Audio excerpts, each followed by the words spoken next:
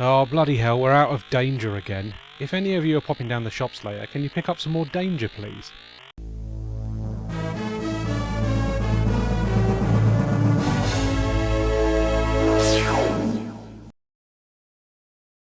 Right then, something a little self-indulgent. I absolutely love shoot-'em-ups. I'm not particularly good at them, but there's a simple joy to sticking a credit into a shmup and setting a high score that just cannot be beaten. Flying little spaceships around and blasting aliens is basically distilled video games to me, so it's strange that I haven't given shmups as much time on the channel as platformers and racing games. Well, let's get that balance sorted by looking at 5 random shmups for the system. There's absolutely no rhyme or reason to these picks, so please don't be disappointed if your favourite Mega Drive shmup doesn't appear. I will definitely be revisiting this subject for a later video, so keep your eyes peeled for more Mega Drive shmup action in the future. Right, on to the games!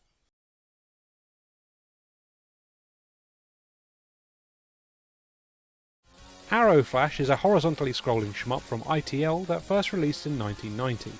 This early Mega Drive shooter lets you control a transforming mecha plane that has 2 different special attacks depending on whether you're in plane mode or mech mode. There's a variety of different items to collect that buff your ship in different ways, with multiple weapon types, speed ups, shields and options. The options are interesting in that they arrange themselves differently depending on whether you're in mech or plane mode. They lock into place in mech mode and trail behind you like after images in plane mode. There's some really impressive visuals in here for such an early Mega Drive game. We're treated to lots of layers of parallax scrolling backgrounds, as well as some cool trippy demo scene like line scrolling effects. Where Arrow Flash falls a little flat is in the gameplay. While your ship is nice and responsive and has plenty of offensive capabilities, the enemies just don't feel like they're attacking you. Enemies just sort of fly past, acting more like cannon fodder. It never feels like they're coming for you in an attack formation, and as a result Arrow Flash is kind of easy. There's also not much to the stages themselves, which are often just simple flying left to right affairs, with some occasional obstacles to avoid. I wouldn't say Arrow Flash is a particularly bad game by any stretch of the imagination, and it might even be a great game to recommend to someone thinking of getting into shmups, as it's so approachable. Unfortunately, I do feel like it's lacking a special something to help it stand out. It's also got some painfully abrasive sound design that will have you reaching for the mute button. This is certainly a well-made little game besides that, but don't expect anything particularly taxing.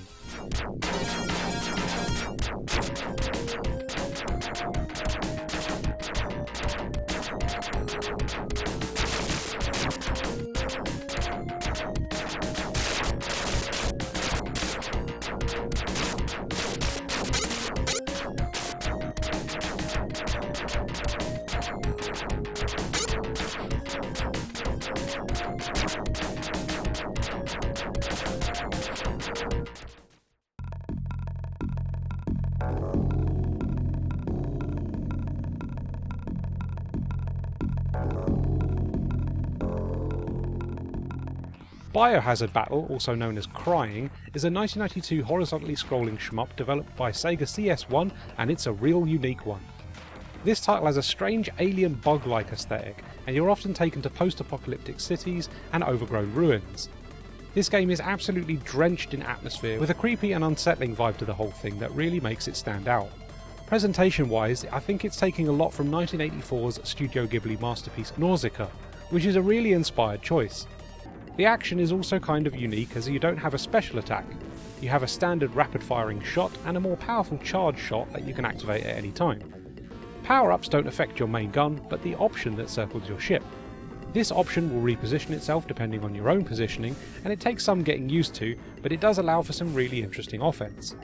There's some really creative enemy and stage design in here, and the enemies really feel like they're throwing out all the stops to finish you, with many different attack patterns. Biohazard Battle is a proper weird little shmup that feels like nothing else, and should be experienced for its presentation alone. Thankfully, there's also a great game in here too, even if its controls aren't as accessible as more traditional shoot-'em-ups.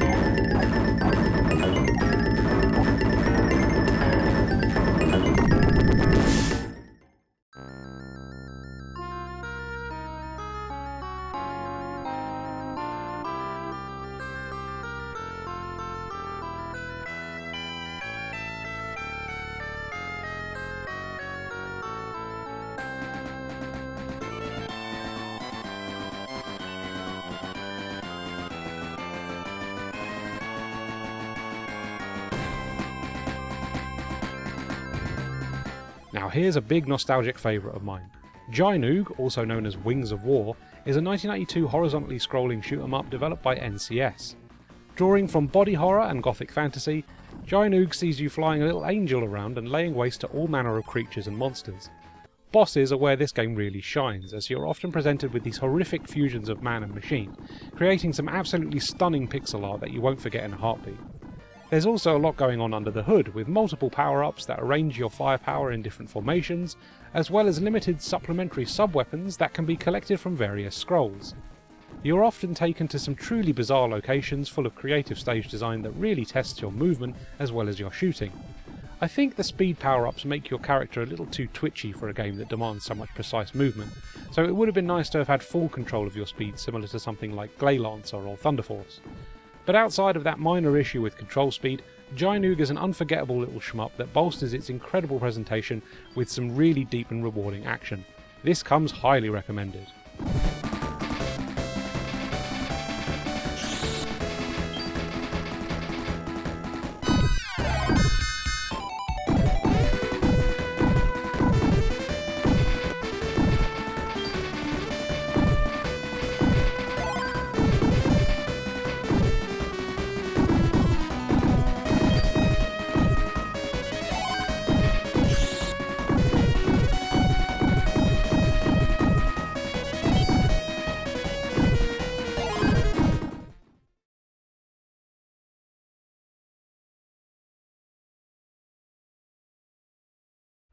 Toaplan's Hellfire started life as an arcade title released in 1989. It was brought to the Mega Drive in 1990 and developed by NCS. Hellfire's big gimmick is that you can choose to arrange your main gun in 4 different formations to give you lots of offensive options. This is used really creatively, as the enemies and stage designs often require you to quickly change your formation depending on the enemy's position. This makes for a surprisingly fast and frantic little game that demands you master the weapon switching gimmick pretty quickly, otherwise it will chew you up and spit you out. This isn't particularly approachable for newcomers, but once you get to grips with it, you'll really get to see how creatively they've used such a simple concept. Case in point, the first boss has a weak point in its guts that keeps moving around, and you have to keep changing your firing pattern to get your bullets into the various openings. Really cool stuff. Sadly, the audio lets the side down a bit, as we've got some painful sound choices that really feel like the composer was specifically using the nastiest instruments they could. However, if you turn that music down, then Hellfire delivers a very creative and appealing shmup that will really test fans of the genre.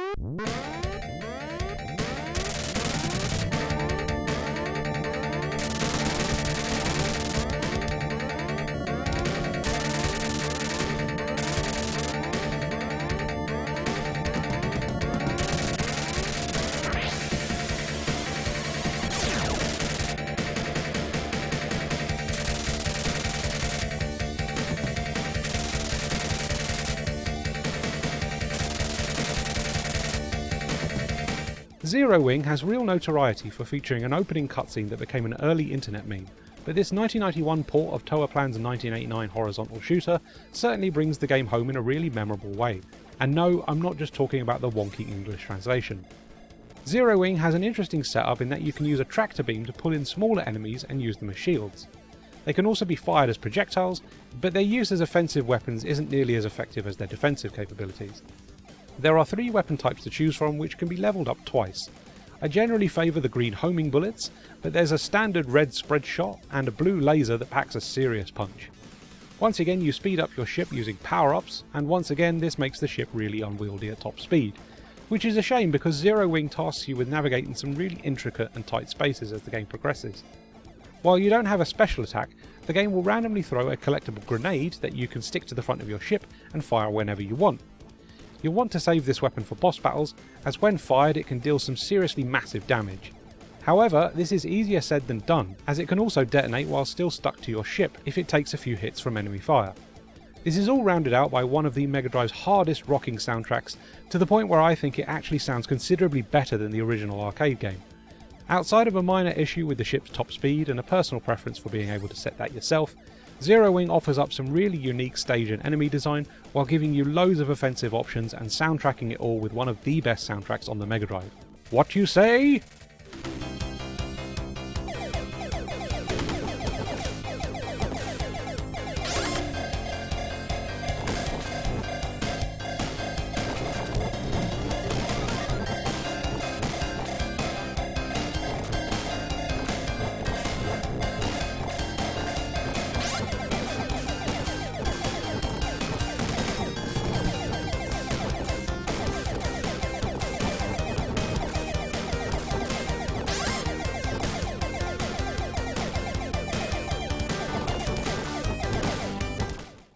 And that's your lot for another Sega Driven video. As always, I want to say a huge thank you to our Patreon supporters who generously fund the creation of videos like these. If you'd like to join their ranks, then you can subscribe at the $3 tier at patreon.com/SegaDriven, and if you want exclusive videos, then you can also subscribe at the $5 tier and watch our first monthly Q&A video right now. Thank you very much for watching, and I'll see you next time.